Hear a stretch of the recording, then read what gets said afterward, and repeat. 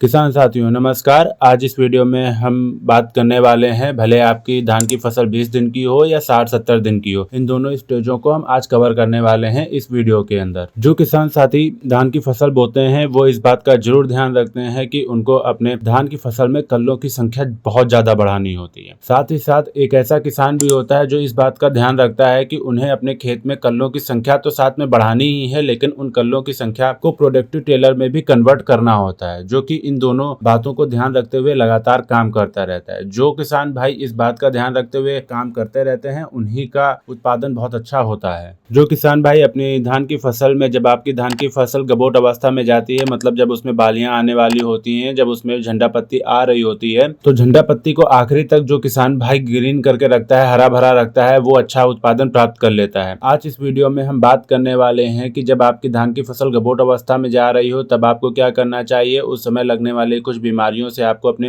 धान की फसल को बचाने के लिए कौन कौन से स्प्रे करने चाहिए, कौन कौन सी खादें देनी चाहिए, आपको आखिरी यूरिया की खाद कब देनी चाहिए, इस तरीके की सारी जानकारी आज इस वीडियो में हम आप लोगों के साथ साझा करने वाले हैं। तो नमस्कार किसान भाइयों, आप सबका स्वागत है हमारे यूट्यूब चैनल किसान वाला जंक्शन में। अगर अभी तक आपने हमारे यूट्यूब चैनल को सब्सक्राइब नहीं किया है तो सब्सक्राइब कर लीजिए, साथ में दूसरे किसान साथियों के साथ ज्यादा से ज्यादा शेयर करिए ताकि वो भी इस चैनल को देखकर अपना लाभ उठा सकें। जिन किसान साथियों ने अभी उनकी बुआई किए हुए धान की फसल के लगभग 20 से 25 दिन हुआ है, उनको सबसे ज्यादा ध्यान देना चाहिए अपने खेत में कल्लों के ऊपर, क्योंकि जितने अच्छे कल्ले होंगे, जितने अच्छे और ज्यादा कल्ले होंगे, उतना ही आगे चल के प्रोडक्ट टेलरिंग में कन्वर्ट होंगे और उनका उत्पादन उतना ही अच्छा हो रहा होगा। तो आप सब लोग इस बात का जरूर ध्यान दें कि आप लोगों को अपने खेत में धान की फसल में ज्यादा से ज्यादा कल्लों का निर्माण कराना होगा। तो किसान साथियों इस समय आप लोगों को क्या करना होता है, आप लोगों को अपने खेत को देखना होता है कि अगर आपके खेत में कहीं पीलापन है या आपके पौधे हरे भरे नहीं है, कुछ भी आपको कोई भी बीमारी लग रही होती है, तो उसके लिए आप लोगों को जो करना होता है, तो सबसे पहले आप लोगों को जो करना होता है वो करना होता है यूरिया की पूर्ति करनी होती है। देखिए किसान साथियों, आपने यूरिया 10वें दिन भी दी होगी, 20वें दिन भी दी होगी, इसके बाद भी आपको दी होगी। जो इस समय आप यह यूरिया की खाद जो बची हुई, जो डोज बची हुई है, वो आपको इस समय आपको देनी होती है, क्योंकि इस समय जो आपकी फसल होती है वो कल्ले बना रही होती है, उसको ज्यादा जरूरत होती है। देखिए किसान साथियों, जो भी आपने फसल लगाई है, अगर मान लीजिए आपने 90 दिन की फसल लगाई हुई है, तो 90 दिन में से आप 60 दिन घटा दीजिए, उसमें से जो दिन बचते हैं, 30 दिन बचते हैं, तो उस समय पे आपको अपने धान की फसल में नाइट्रोजन की पूर्ति हर हाल में करनी होती है, क्योंकि उस समय आपकी जो धान की फसल होती है, जो पौधा होता है, वो अंदर बालियां बना रहा होता है। इस समय अगर आप ये लापरवाही बरतते हैं तो आप अपना अच्छा खासा नुकसान झेल सकते हैं। तो इस समय आपको हर हाल में अपने यूरिया खाद की पूर्ति जरूर कर लेनी चाहिए। देखिए किसान भाई, इस समय आपकी अगर धान की फसल में किसी भी तरीके की समस्या आ जाती है, कोई भी पोषक तत्वों की कमी पड़ जाती है, तो आपकी जो बालियां बनने वाली हैं उसमें दाने कम भरेंगे, उनका वजन कम होगा, उनमें चमक कम होगी, जिससे आगे चल के आपको बहुत उत्पादन में नुकसान हो सकता है। तो इस समय आपको इस बात का जरूर ध्यान रखना है कि आपके यूरिया की जो आखिरी डोज है उसको जरूर पूरा कर लें, साथ में जो पोषक तत्वों की और जरूरत है उनको भी पूरा कर लें। जैसे आप लोग 20 किलो, 30 किलो या पूरा एक बैग जो आपका यूरिया का बचा हुआ है उसको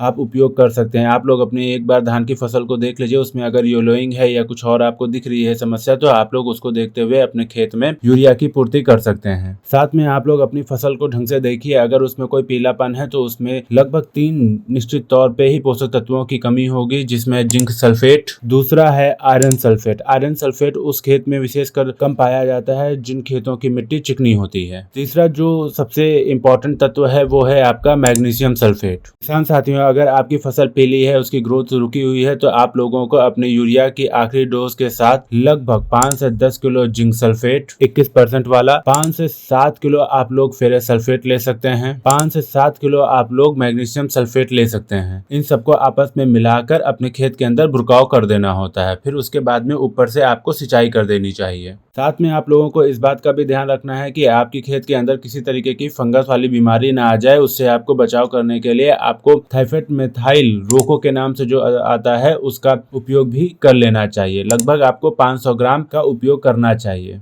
जो आपको मैंने डोज बताई है उस डोज में इसको मिला के ऊपर से बुरकाव करके आपको सिंचाई कर देनी होती है। किसान साथियों, ये बात हुई यूरिया की आखिरी डोज की। अगर आपके खेत में किसी तरीके की पोषक तत्वों की भी कमी है तो उसके बारे में भी आपको बताया गया है। अब बात करते हैं कि आपकी जो फसल है लगभग 50 दिन की हो जाती है, 60 दिन की हो जाती है, उस टाइम पे भी अगर आपकी फसल पीली पड़ रही है तो उसके अंदर आपको मैं एक स्प्रे बता रहा हूँ, बहुत हल्का बहुत सस्ता स्प्रे है, जिसको आप उपयोग करके अपनी फसल को फिर से हरा भरा कर सकते हैं। उसके अंदर आप लोगों को 500 ग्राम जिंक सल्फेट, वो होगा आपका 33% वाला। इसके अंदर दूसरा लेना है आपको फेरस सल्फेट 19% वाला आधा किलो। इसके अंदर आप लोगों को लेना है आधा किलो मैग्नीशियम सल्फेट। इन तीनों को ले लीजिए, साथ में 1 किलो यूरिया मिला लीजिए। लगभग 120 लीटर पानी के अंदर इसको मिलाकर आप लोग अपनी खड़ी फसल के ऊपर स्प्रे कर दीजिए। जो डोज मैंने आपको बताई पर एकड़ के हिसाब से आपको मैंने बताई है। इस टाइम पे अगर आपके खेत में किसी भी तरीके की सूक्ष्म तत्वों की कमी होगी, किसी भी तरीके की तत्वों की कमी होगी, तो जब आप इस तरीके से इसको फोलियर स्प्रे के थ्रू स्प्रे करेंगे तो पत्तियों के माध्यम से वो तत्वों की पूर्ति हो जाएगी और आपके खेत में जो पीलापन है वो खत्म हो जाएगा और आपका खेत जो है हरा भरा लस ग्रीन दिखने लगेगा। किसान साथियों, ये काम करने के बाद में फिर आती है इस दूसरी स्टेज, जिसमें आपकी जो धान की फसल होती है वो गपोट अवस्था में हो। गपोट अवस्था का मतलब होता है जब आपकी धान की फसल बालियां बना रहा होता है, जब उसमें झंडा पत्तियां आ चुकी होती हैं। झंडा पत्तियां हम उन पत्तियों को कहते हैं जो बालियों के पास में आती हैं, लंबी और चौड़ी और बहुत मुलायम सी होती हैं, उनको हम झंडा पत्ती कहते हैं। जो किसान साथी अपनी झंडा पत्ती को धान की फसल में आखिरी तक हरा भरा रखता है वो निश्चित तौर पे एक अच्छा उत्पादन प्राप्त कर रहा होता है। लेकिन अगर आपकी धान की फसल में झंडा पत्ती के समय पे किसी भी तरीके की बीमारी आ जाती है, पीलापन आ जाता है या किसी भी तरीके का पोषक तत्वों की कमी आ जाती है तो निश्चित तौर पे आप लोग बहुत ही नुकसान अपना झेल सकते हैं धान की फसल में। तो इस बात का जरूर ध्यान रखना है कि आपकी जब झंडा पत्ती आ जाए धान की फसल में तो किसी भी तरीके की पोषक तत्वों की कमी ना हो, किसी भी तरीके का आपके धान की फसल पे बीमारियां ना आए। इस समय जो सबसे ज्यादा आपको पोषक तत्वों की जरूरत पड़ती है वो पड़ती है पोटास की और बोरान की। देखिए किसान साथियों, पोटास का जो काम होता है वो ये होता है जो जड़ों से पोषक तत्व खींच रहा होता है और पौधा जो सूर्य की किरणों से फोटोसिंथेसिस के थ्रू जो भोजन बना रहा होता है या दानों में जो दाने भर रहे होते हैं उन सबको पहुंचाने का कार्य पोटास करता है। पोटास एक तरीके से आपका मालगाड़ी का कार्य कर रहा होता है। तो आप लोगों को अपने खेत में पोटास की कमी नहीं होने देना है। किसान साथियों, अगर आपने हो सकता है कि आपने बुआई जब की हो तब पोटास की पूर्ति की हो, लेकिन हो सके तो इस समय भी आप लोग अपने फोलियर स्प्रे के थ्रू पोटास अपने खेत में दे दीजिए। आपको NPK 0050 का स्प्रे करना होता है। इसके साथ में आप लोगों को 100 से 120 ग्राम मिलाना है बोरॉन। अब बोरॉन का क्या काम होता है धान की फसल में? देखिए किसान भाइयों, बोरॉन जो होता है वो आपका पॉलिनेशन में बहुत ज्यादा काम करता है। अगर आपकी बोरॉन की कमी आपकी फसल में होगी तो उसमें जो दाने भरने हैं वो कम भरेंगे।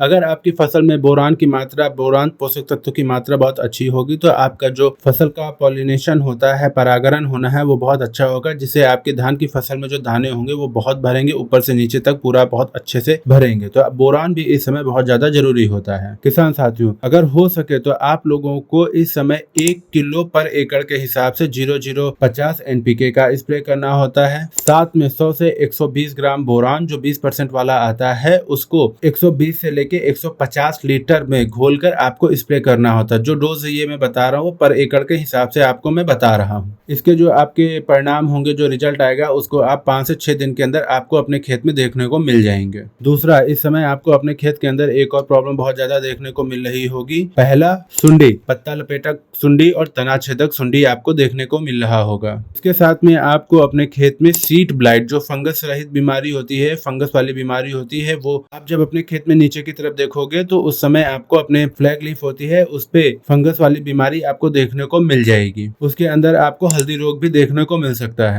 इन्हीं सारी समस्याओं को रोकने के लिए आप लोगों को एक स्प्रे करनी होती है, एक इंसेक्टिसाइड और एक फंजीसाइड का। इंसेक्टिसाइड के अंदर आप लोगों को लेना होता है कोरोजन लगभग 60 ml। इसके अंदर आप लोग इमामेक्टिन बेंजोइड 80 से 100 ग्राम मिला सकते हैं। लगभग 160 लीटर पानी लेके आप लोगों को स्प्रे कर देना होता है। इसके साथ अब रही बात फंगस जनित बीमारियों की रोकथाम करने के लिए, तो इसके लिए जो सबसे इफेक्टिव फंजीसाइड होता है उसमें आता है ट्राइबेकानाजोल, ट्राइफ्लेक्स्ट्रोबिन का जो कॉम्बिनेशन आता है। इन दोनों में से कोई एक भी लेके आप जो अपना इंसेक्टिसाइड का स्प्रे करने जा रहे हैं उसमें इनको मिला के आपको अपनी खड़ी फसल के ऊपर स्प्रे कर देना होता है। किसान साथियों, आप लोग फंजीसाइड के स्प्रे में आप बायर कंपनी का जो नेवेटो आता है उसका उपयोग कर सकते हैं। आप अपने खेत में खड़ी फसल के ऊपर इसका स्प्रे कर दीजिए इंसेक्टिसाइड के में मिला के। आपका जो उत्पादन आने वाला है निश्चित तौर पे बहुत ताबड़तोड़, बहुत शानदार आने वाला है। अगर आप लोग अपनी धान की फसल में जो हमने बातें बताई हैं उनको ध्यान रखते हुए अपनी खेती करते हैं तो निश्चित तौर पे आप एक बहुत ताबड़तोड़ शानदार उत्पादन प्राप्त करेंगे अपनी धान की फसल से। हमारे द्वारा दी गई जानकारी इस वीडियो में अगर आपको अच्छी लगी है तो वीडियो को लाइक करें, सब्सक्राइब करें, साथ में कमेंट करें, दूसरे किसान साथियों के साथ ज्यादा से ज्यादा शेयर करें और अगर आपने अभी तक हमारे चैनल को सब्सक्राइब नहीं किया हुआ है तो सब्सक्राइब कर लीजिए। धन्यवाद।